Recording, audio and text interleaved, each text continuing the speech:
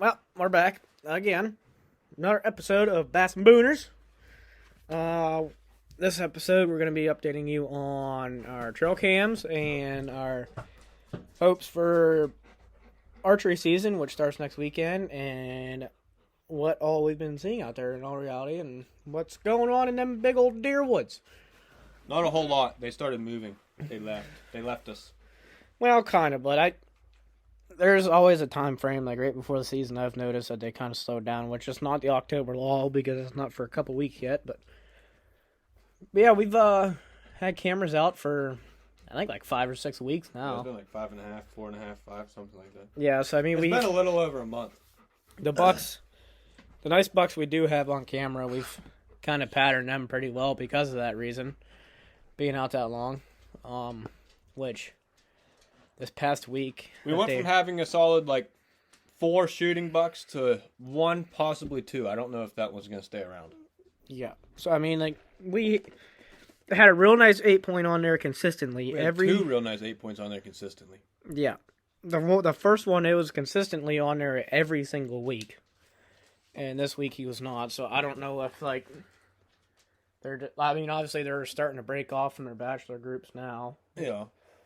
We did find a scrape on the way in, which was a good sign that obviously they're still there. Oh, fresh one. It was fresh. Yeah, I mean, we've got lots of deer on there. They're just It's a bunch of does. We have a plethora of doe out there this year. big does, too. They're not just small ones. They're big does. Yeah, they're tall. They're wide. There's nice doe. And then when we put our cameras out the first time we checked them, we had two nice 8s. We had 2 nice 8s, a shooter 6. And no, I think that was it. We only had 3 shooters when we first put them out. And then the next week, they were all still there. Or the next time we checked, they were still there. Then the next time we checked, it was just 1 8 that stuck around. And then that's the same time that we discovered the rub, the first scrape on the tree. And then, and then this is the first week that we didn't see that 8-point, but there was a 10 that showed up last week.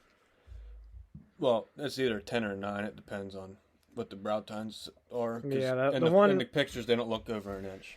State of Pennsylvania, any tine that's on a deer that rises up off of the main beam has to be greater than an inch or greater, and the one brow tine Is questionable. it's gonna be pushing it whether it's an inch or not. I mean, it's a legal deer regardless because where we hunt at, you gotta have 3 up on one side, not including the brow tine. So you can count the main beam itself. At the very tip of the main beam, you can count that on it. So you just have to have 2 more that come up off of the main beam, and it's a legal buck. So it's legal regardless, but whether it can be considered an 8 or a 9-point or a 10-point, we don't know. That's going to have to be something that if one We of us... see it in person or in the daytime. Well, in person, you ain't going to be able to tell either. I mean in the daytime. That ain't going to matter. Like if we had a trail cam pic of them in the daytime. Oh, yeah. But even if one of us shoots it and we still aren't sure, we'll just have to measure it to see how we mark it out on the report card whenever we send it into the game commission, if we do that. Yeah, it's one of them questionable ones that, yes, you could consider it a 10 if you don't look at the 1-inch rule, but if you look at the 1-inch rule, it might not be a 10. It might only be a 9-point. So, I mean, it's one of them deals that you just got to get your hands on it if somebody gets it. If not, then maybe it might have just been the way the angle of the picture was taken, too. We finally do have picture confirmation of turkeys out there, though. Yes, there is actually a pretty nice flock. I think there's 7 or 8 birds in that flock walking around. But the bad part was they were walking away from the camera, so we can't tell if there's any longbeards in it. Which for fall turkey, it obviously don't matter. You can shoot a hen or a tom, so it doesn't really matter that way. Yeah, we did have a coyote on there. And a fox. And a fox. Porcupine. Yeah, well, with the porcupine. Every time we saw it, we kept thinking it was a raccoon. Well, there is a raccoon out there, but there's also a fat porcupine. Oh, I think it's massive. Like, he's fat. Like I thought it was a badger at first when we were going through it. And Jake got to look. He's like, "No, that's a porcupine." I think it's fat. Yeah, it's a good sized porcupine. No bears. Bears haven't been on there for several weeks. Yeah, we haven't seen them for 2 weeks. I'm kind of upset about it, but I didn't purchase my bear tags. I kind of had a feeling they weren't going to show back up. Yeah, I don't know if they just aren't walking through that piece of woods anymore, or if they just moved on. left, or what. I mean, there's lots of game over there. There's a lot more than there was last year. The trail cam pool today didn't show the bucks that we were hoping for, but it did show that there's a lot of other wildlife in the area right now. Which is good. I mean, we got does, so if the does are there... Well, that's good for you. Well, it's good for you, too, because if the does are there, the bucks are going to be coming. Yeah, I made a big goof up. And yeah, I kept putting... Dumbass here waited till this yesterday. Week. Yeah, I kept putting off buying my hunting license until the week before, and it was a mistake. I got no doe tags. They sold out of doe tags for 2D and 2E where we're going to be hunting at. So I'm pretty much there for horns and to record. He can only shoot horns, so looks like I got a camera guy all hunting season. Because I get first shot at a buck anyhow. Yeah, because I got it last year. Yeah, you got yours last year. Unless two walk out, then you just pick which one you want. Well, yeah, but yeah, I mean, as of now, we've got high hopes for it. Where I had my ground blind at, I think we got it in a pretty good spot. Yeah, we did put that out today. Brady called me last night. He goes, I got this thing out by myself in 2 minutes. We'll be fine for tomorrow. It is a complete clusterfuck when we get out there because it's not right. Nothing was correct. Well, we tried to get it out. It took like 20 minutes. Well, whenever I put it back in the bag, one of the side panels got wrapped up around one of the legs, so it was all twisted up the first time we went to put it up. So we had to fold it back down, had to untwist that, and then once we got that untwisted, it popped right up. Yeah, well, still. It was not the 2 minutes I was told. And where I have it placed at, they are running two different trails coming down out of a soybean field, and both of the trails are a matter of 50 yards apart, so... And we kind of put it smack dab 15 yards in front of us. Yeah, we kind of put it smack dab right in the middle of the two spots we come out of the field at. So we're bow range, whether we go to one side or the other.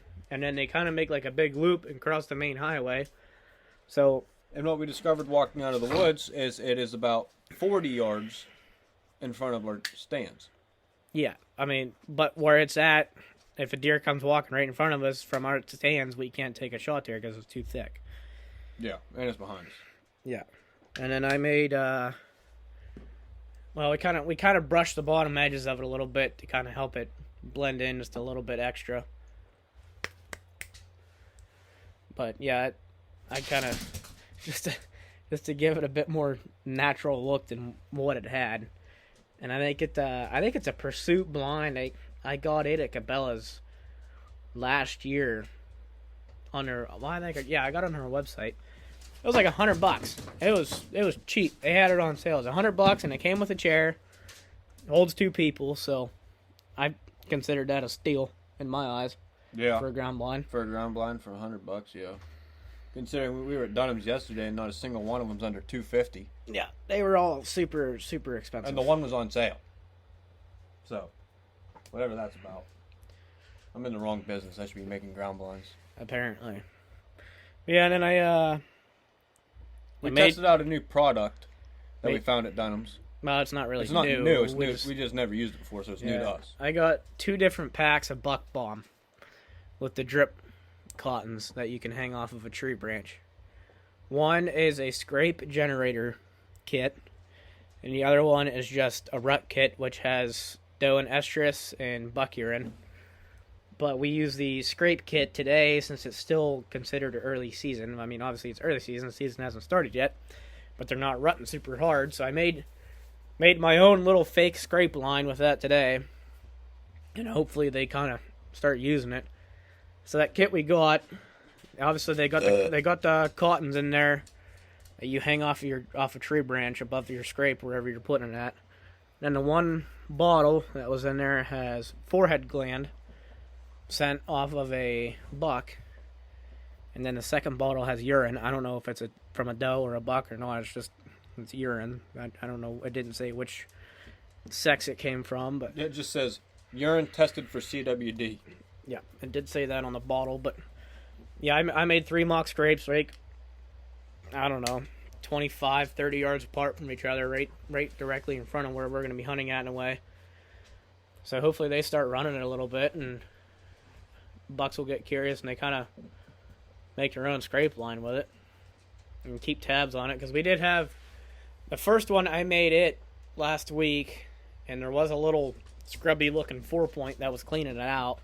I think it's that 6 that has the weird split at the top. It could be. And then there was some does that were smelling around it.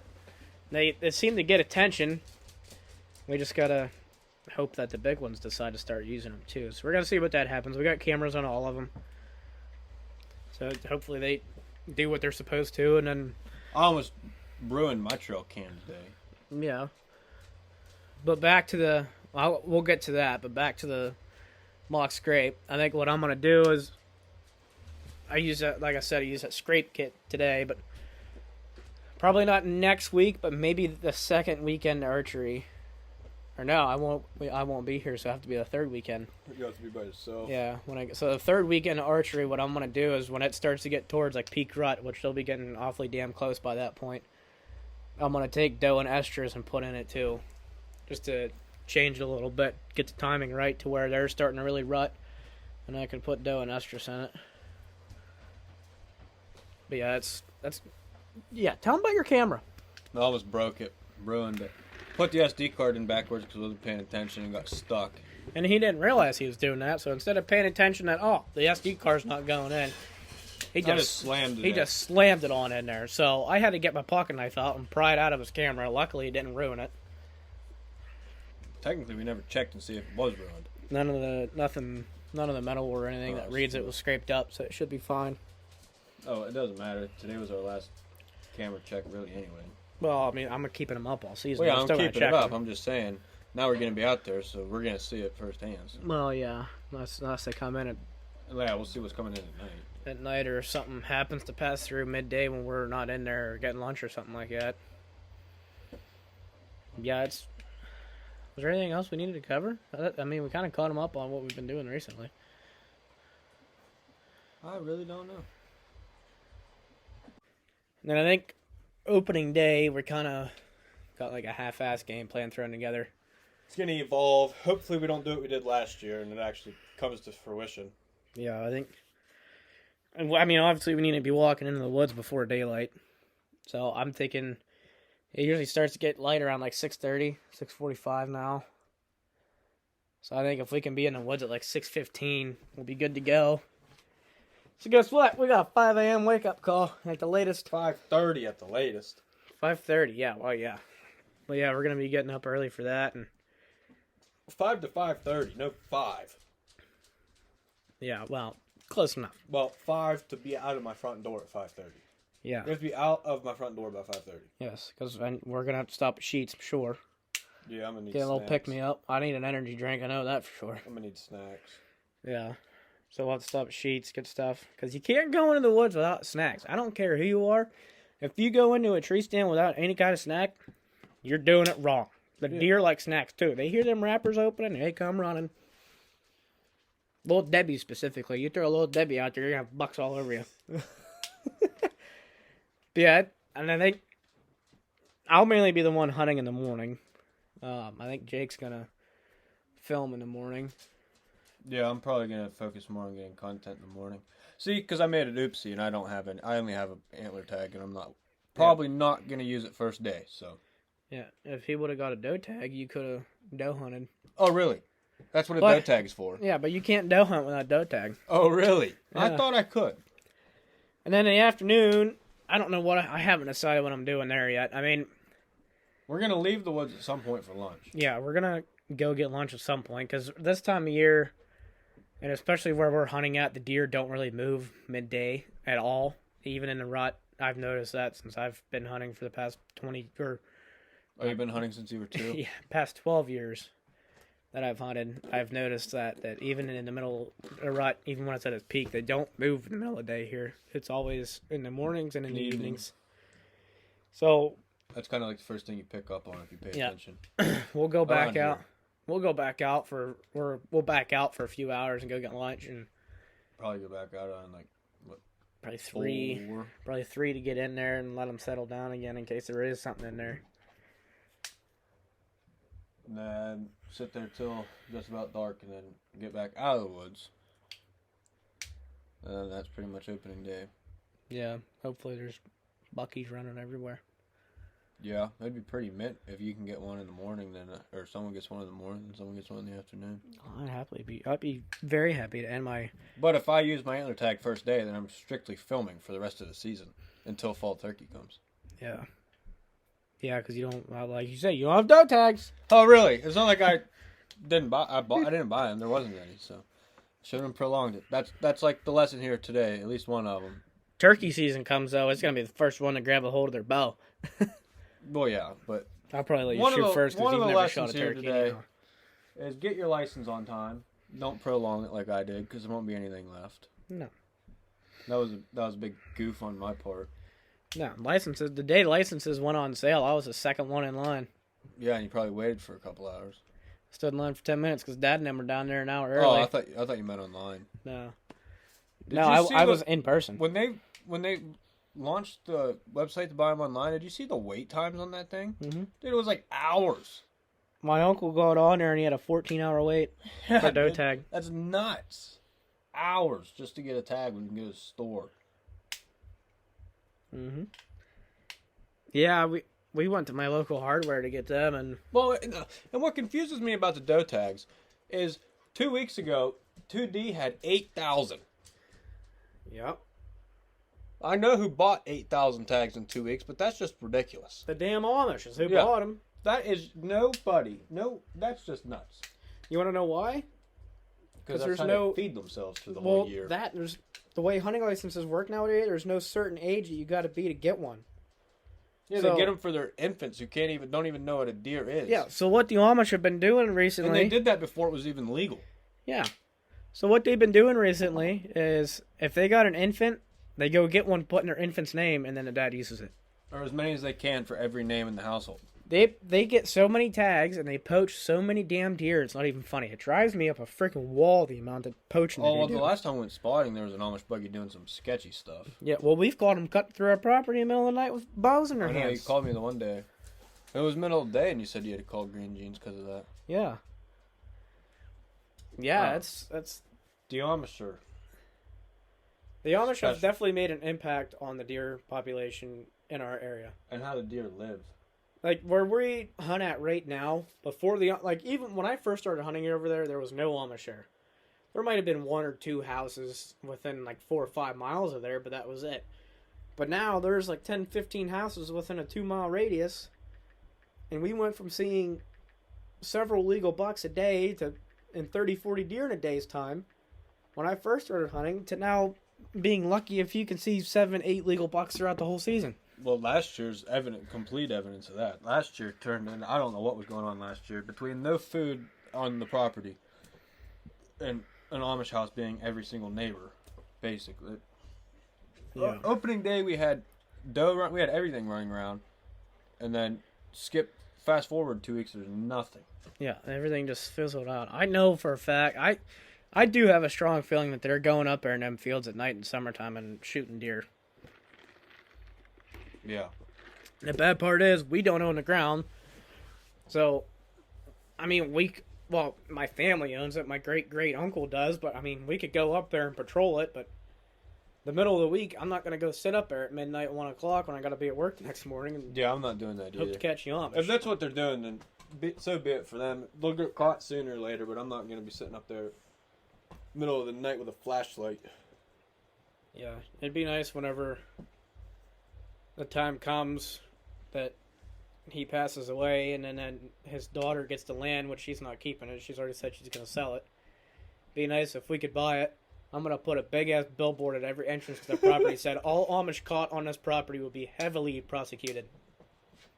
All caps. All Amish. Caps. All caps. All Amish. Because I honestly do. I have a feeling they're going up there at night. Why don't we just infiltrate the Amish community? We could. There's an Amish buggy for sale. We can just infiltrate the community and see what they're up to. We could impersonate them. Yeah. I'm already 3/4 of the way there is how I look. Got the beard and everything. Well, I'll just say I'm not married.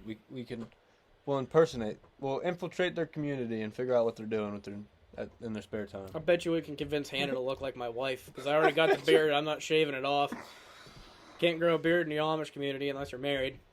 Yeah, and I'm not married, don't have facial hair, so. Yeah, it's even. Well, that means I have to shave my mustache. Even other people I've talked to, they all believe. Yeah, a lot of people around here have their own theories about what the Amish are doing. Yeah, there's several people I talk to that hunt that believe that the Amish are definitely making an impact on the deer numbers in Pennsylvania, and it's not a positive one, that's for sure. It is 100% negative. And then the other thing is too, like I work at my local feed store. The Amish will come in the day before opening day of bow season and buy like 4 bags of deer feed that we make. Yeah, they bait them. Yeah, you know for a fact what they're doing is they're buying 4 or 5 bags of deer feed right before opening day. A lot of them have feeders too. Yeah, and they keep them up. They're not feeding that to a petting zoo deer. That's going to the big woods. Yeah, they're definitely and they do it all the time. But that's out of my control, and I can't do nothing about it. All we can do is sit here and bitch, which I do. No, he does every day, all day, every single day. It's all I hear. Yep. Just Amish this and Amish that. Yep, that's my little rant. Although now we kind of have to not be careful, but be grateful in a sense because now the Amish own the archery shop around here that can make arrows. I mean, we could go to Brookville. I'm not going. Go to Legacy. I'm not driving that far for arrows. Yeah, I don't know, but now we just kind of have to deal with it. Yeah, And the only thing that really is going to change the game plan for opening day is if this hurricane rain impacts opening day. I'm going to check the weather right now while we're talking about it. Last time I looked, next Saturday is looking nice. Oh, dude, we're golden. That's what it says now. So next Saturday, as of now, my phone is showing a low of 51 and a high of 70. So 7 a.m. Saturday morning is going to be 50 degrees. That's like going to be the first cold-ish front of the year. Yeah, that's going to be prime. And it's going to be below 70 until lunchtime. Yeah, we won't even be in the woods. And then at 3 o'clock it's going to be 70. And then it's going to drop significantly at 7. Well, right around 7 is when it's going to start getting dark. I know, but like 5:30, it's already down to 64 degrees. Yeah. So, I mean, I'll check the humidity on it, too. I really high humidity, so that might keep them bedded down some, but we do have a little bit of a cold snap working our way some, so hopefully that's going to play into it. I don't want the hurricane rain to come because that's the only thing that's going to really deter the game plan for opening day is if it starts to flood out in the middle of the woods. Yeah, which, I mean, a light... I'll deal with a light rain, but if it starts pouring... That's not going to be a great time. Yeah, a light rain, we're obviously going to hunt in it. We're going to be in a ground blind. I mean, even heavy rain, we could hunt in a ground blind. But the only thing is... There'll be no blood trail. If we hit one, the blood trail is going to disappear. And I'm not taking a chance on hitting a deer and losing blood. Yeah, because we'd blindly be tracking forever. Yeah. Yeah, that is not very... ethical to do unless you're confident that you know for a fact it's going to die rather quickly. And you know exactly where it's going. You'll never know exactly where it's going to go. Everybody knows how bow hunting is. Anything can happen at any given time. The deer can move last second. You could trip or you could clip a very small tree branch that you didn't see. Anything. So, yeah, that's just it. But, yeah, I think that pretty well covers... Yeah, I think that covers everything now. Our game plan for now. There's more than likely going to change. We'll have another episode come next weekend. Hopefully. Hopefully. Well, yeah, we'll have an episode of opening day. Yeah. Maybe. But there's not going to be anything to talk about, and we're not going to do one. Yeah, but... Alright, we'll catch you on the next episode.